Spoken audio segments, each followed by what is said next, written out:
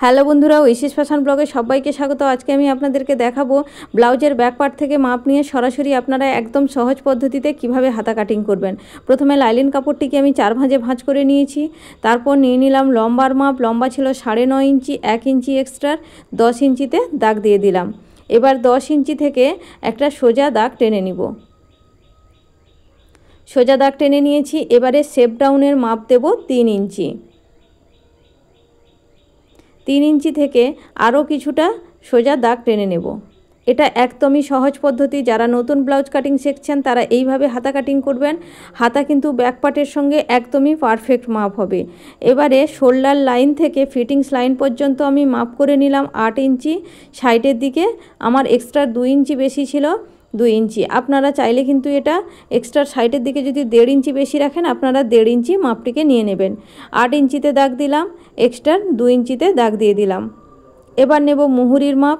মুহুরি যা তার হাফ নিতে হবে। আমার কাস্টমারের মুহুরি ছিল 10.5 ইঞ্চি, তার হাফ নিয়ে নিলাম। আরও এক্সট্রা 2 ইঞ্চি নিলাম। এখানেও আপনারা 1.5 ইঞ্চি নিতে পারেন।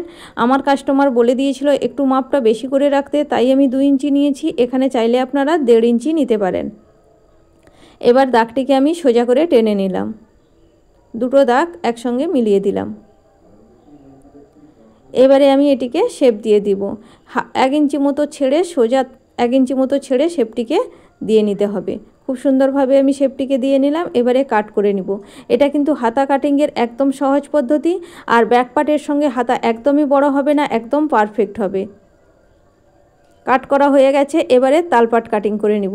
তালপাট কাটিংয়েরও আমি একটা সহজ পদ্ধতি দেখিয়ে দিচ্ছি। প্রথমে আপনারা এইভাবে দুটি পাটকে একসঙ্গে খুলে 1 ইঞ্চি মতো পেছনের দিকে পিছিয়ে নেবেন।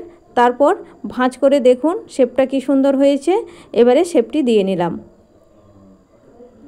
এবারে এই যে শেপটি দিয়েছি এটিকে কাট করে নেব।